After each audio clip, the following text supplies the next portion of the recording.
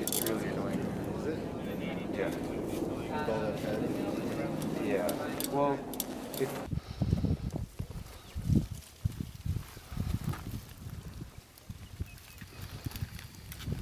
Want to do a primer?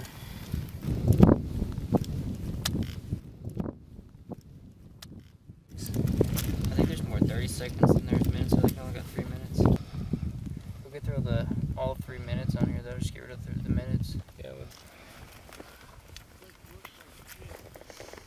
I'll drop it in the same hole. I'll drop it versus throwing it.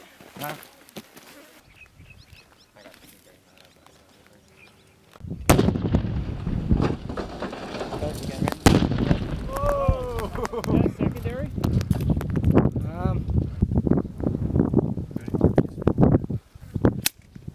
Smoky. My ears are ringing.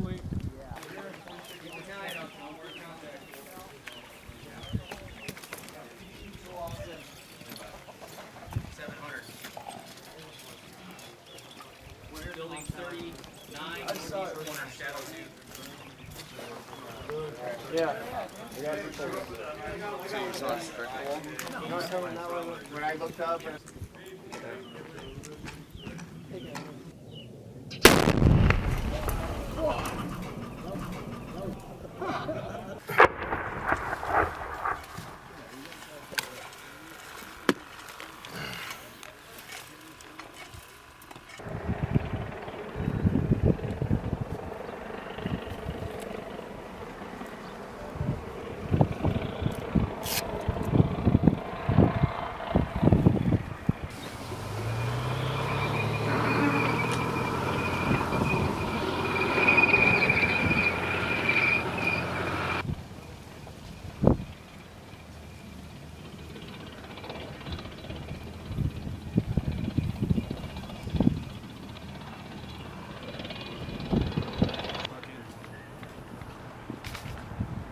Dude, where are you guys going? What the hell?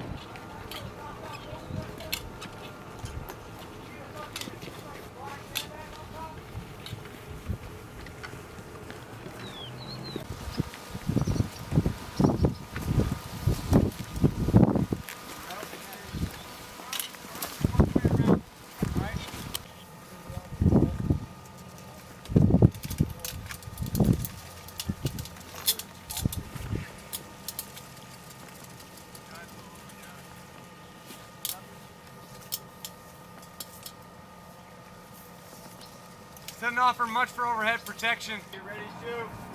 You know how to use it?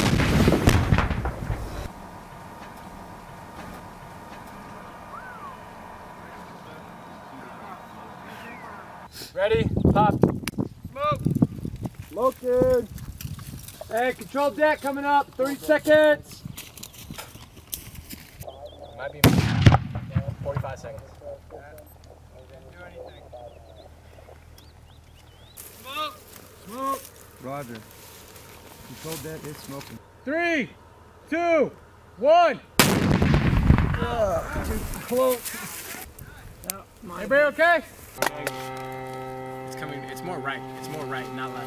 Yeah, it's right. Takes direction.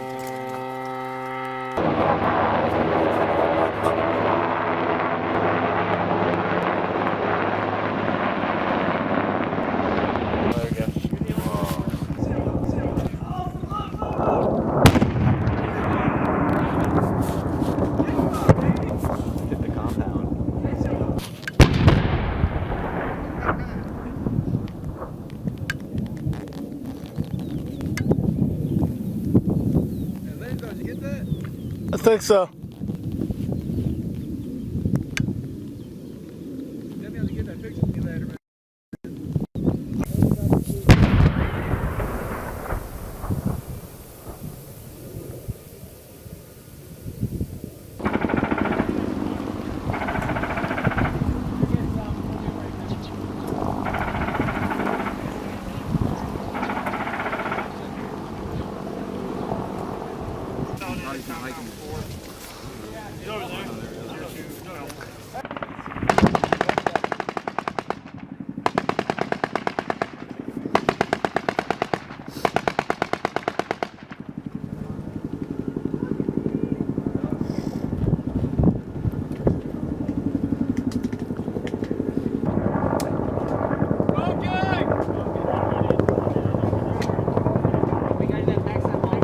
5, 4, 3, 2, 1.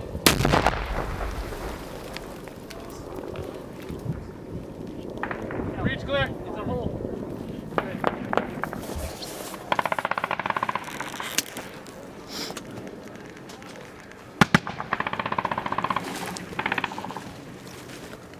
We got holes in the south.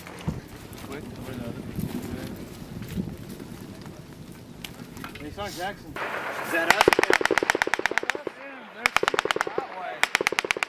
Who is? Somebody's shooting that way. Yeah, that's second. Because of the wall. They just don't want Tank to put a main gun around in them.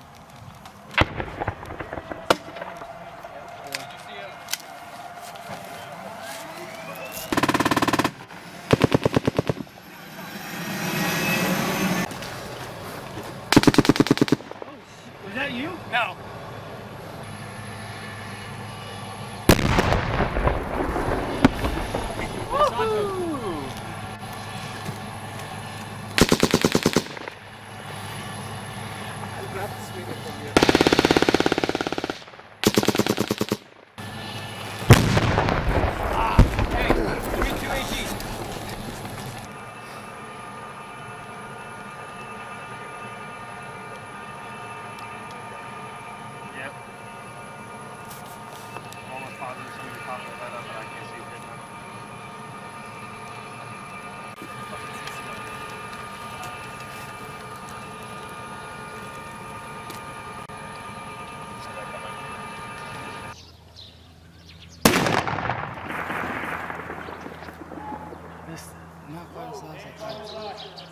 He's egressing out.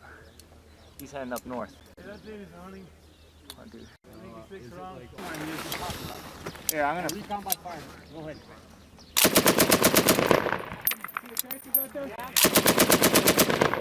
Oh, he's running right.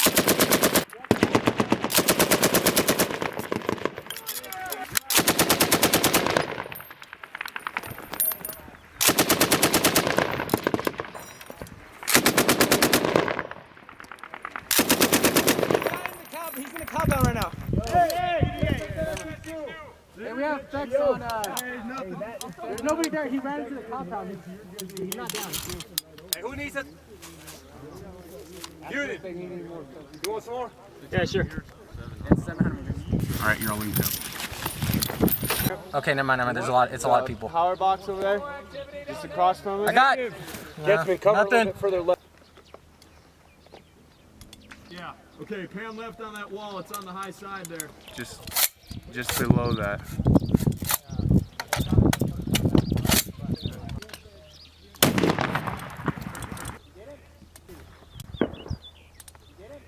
Hey, Brent!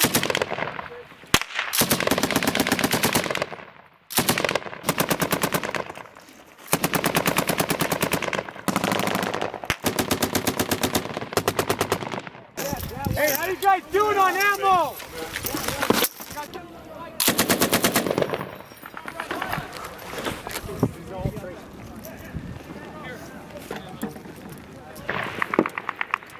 No.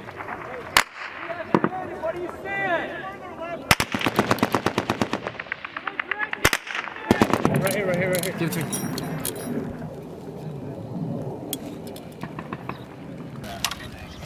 Yeah, just follow the trace.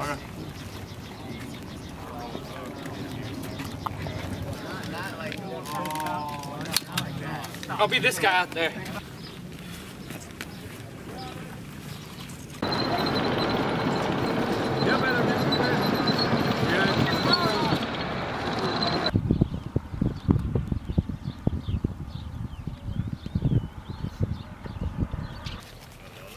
Hey, there's a big hole up here. It's a Carez.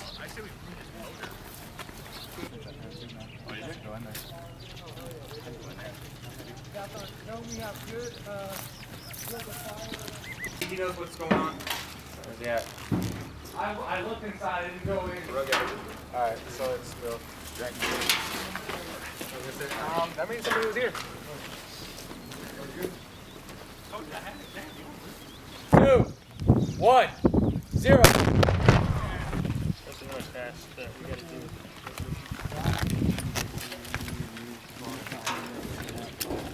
We got a shepherd over there.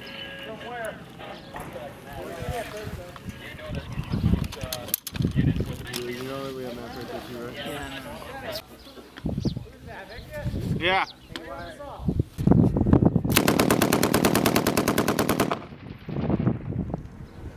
Bam, bam, bam.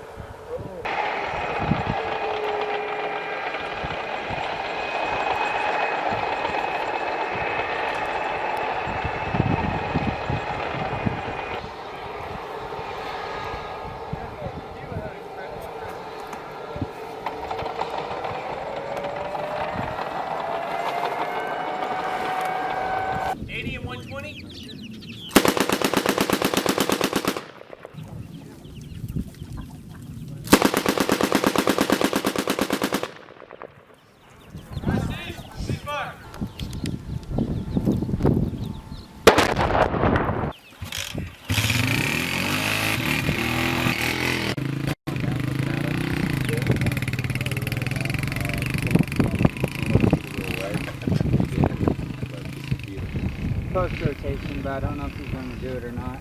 Don't worry.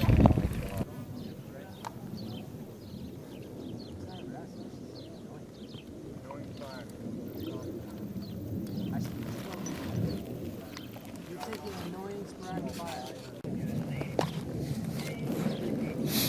Where are they looking at us, dude? Those guys are watching.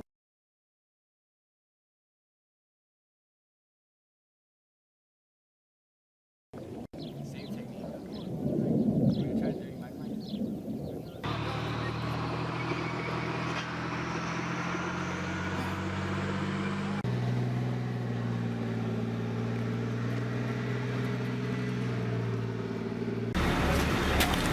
Hey, Rick, you been counting? Yep, 555. See you guys later.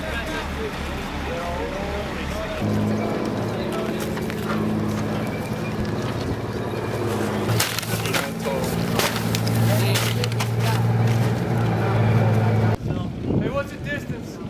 To the compound? Yeah. Probably 400. Get some 203s there.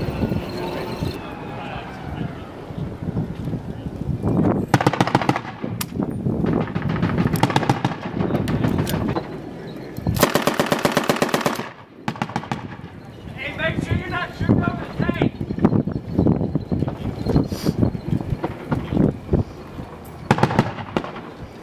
Probably seeing the impacts. Matt's shooting right now. There you go.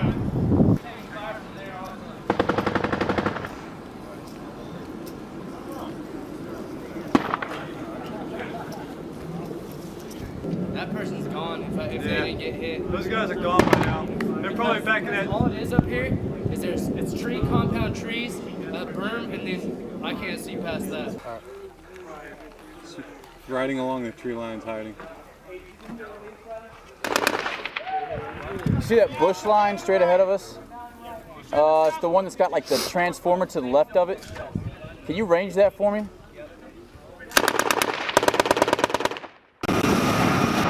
Describe the overall operation that the Marines just completed. So, okay, basically, our main task was to disrupt, really.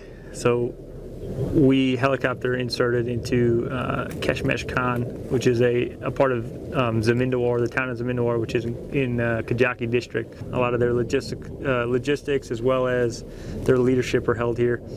So us coming in here, along with our sister companies off to our west, basically disrupts them. So they're not focused on interfering with the Afghan National Army or anything as far as the Afghan government. They're focused on fighting us and dealing with us. So it kind of takes the pressure off the Afghans, so to speak. So it allows them some breathing room and allows them to get further established as they continue to build their police force and their army and all their logistics, and just basically lets them get a little space. So, how much work is involved in planning an operation of this size. So, an incredible amount. An incredible amount. Coordinating among outside agencies with the battalion is probably the biggest issue. As far as the logistics for this operation, it's absurd how you have all the tanks to worry about. You have just food and water for the Marines, especially the heat's been in excess of 120 some days, so the amount of water we consume is crazy. Ammunition, we have been going through a lot of it, and mainly the special stuff. It's not just bullets for our weapons, it's demolition, some ammunition for the tanks. That obviously all needs to be trucked in. Helicopter resupply, it's dangerous in certain helicopters here, so it's you got to do a lot of forward planning as far as logistics and realistically how you can get logistics to us depending on where we're at. So I know this was in the planning for a long time, especially on the higher levels. So it's just an incredible amount, especially to coordinate it and bring all these units together at one time and actually pull this off. how successful was this operation, so? I'd say it's been incredibly successful. We've definitely eliminated some of their key players, high value individuals as we like to call them, HVIs. I think it's, from the ground perspective, I think we've definitely accomplished the task of disruption. And I think I know they've been holding a lot of meetings. We've seen some guys over some aircraft footage. They've been holding numerous meetings trying to figure out what to do with the Americans. So I'd say overall, we're definitely successful here. What were some of the conditions in the terrain, weather, things like that the Marines had to overcome during this operation? Terrain here, it's really not too bad. It's pretty flat compared to what we've been dealing with when we were up in northern Musakela. But the heat is something that's new to us. It's been warm. I'd say it was about 90 degrees. We operated our last mission, but now I think we started off the first couple of days, we're about 95, and now it's got in excess of like 120 sometimes. I think that's one of the biggest things that they've had to deal with. Aside from that, it's the engagements. The enemy likes to shoot us from defilade. They like to hide shooting through little holes in walls or in excess of 800 meters. In the long run, in the big scheme of things, where do you think this operation will hold up in the story of the war in Afghanistan? So, I think, I think it'll go down in history per se. It definitely, it's one of the largest, it's one of the final largest operations that is actually U.S. led, and the whole point of this is part of OpJaws, and the whole point of it is to set up our retrograde from Afghanistan. And I think it's been ridiculously successful in that. It definitely has. Like I said, we've disrupted them enough, and I think their focus is really dealing with us and not so much on the Afghans. It allows the Afghans to, get their feet underneath them, reinforce their defenses, figure out their strategies, and so by the time we get out of here, I think they'll definitely be ready for us to leave and take over. So I think this op it's one of the last offenses, and I think it definitely has been an offensive, and we've definitely disrupted them and accomplished our task. I think it'll be well known in history. I think anybody that was in Afghanistan during this time period, you're going to know about OpJaws, you're going to know about what went on in Zamindawar. So. What would you want the Marines with G5 Golf Company to take out of this experience? So, but I think the biggest thing they got to take away is setting up the Afghans, the Afghan army, Afghan police for us to get out of here. And I think you definitely can realize how that has an effect on it.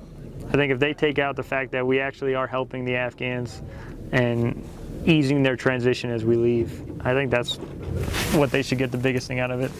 Aside from that, it's just personal accomplishment. I mean, we did accomplish a hell of a lot, a lot of coordinated, complicated things that a rifle company does not get an opportunity to do very often, or rifle platoon for that matter. And I think we've definitely overcome challenges. We've learned how to work with each other better.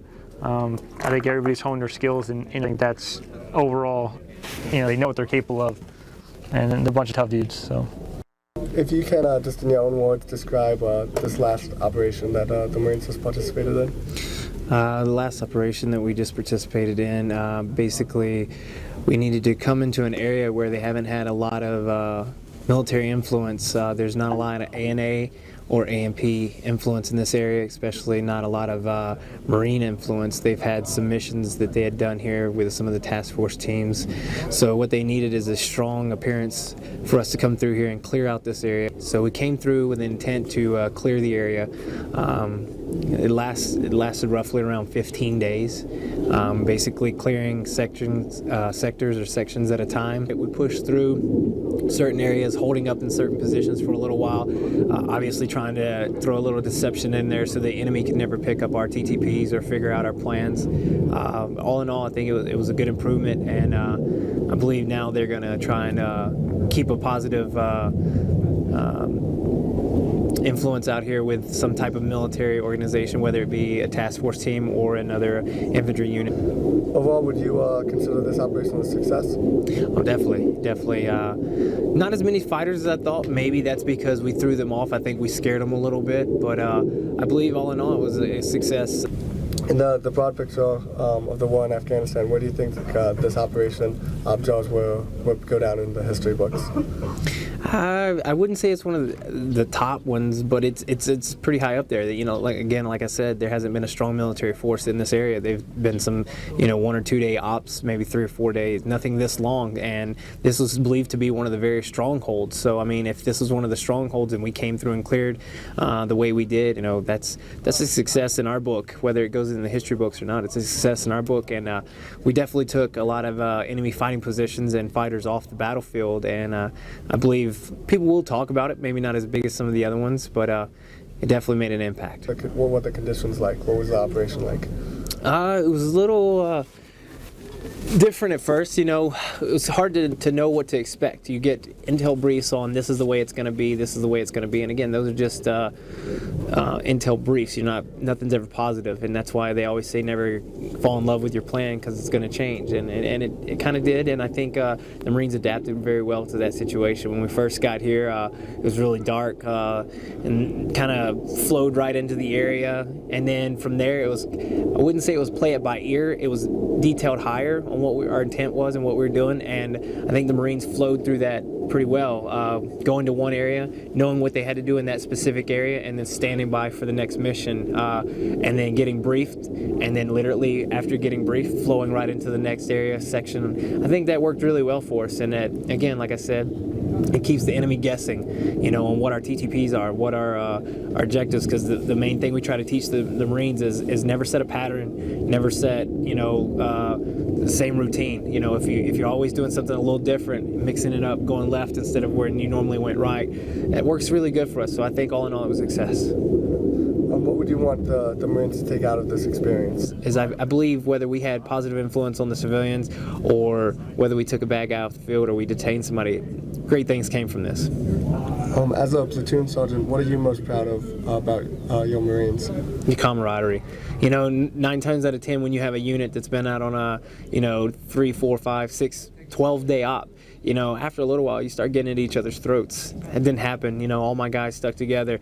We had Marines get sick. We had a couple get hurt, and the first thing we did was start taking care of our brothers. And that's one thing that you could say is really great about our platoon is we stick together. No fighting, no bickering, no arguing, picking up the slack where the other ones may drop a little bit here and there. And I think that's the best thing that a platoon sergeant could ever want from his platoon is no matter what friction point you're at, somebody's going to be there to assist and help each other instead of bickering, arguing, making the situation 10 times worse. Is there anything else you'd like to add? Just couldn't be more proud of my boy.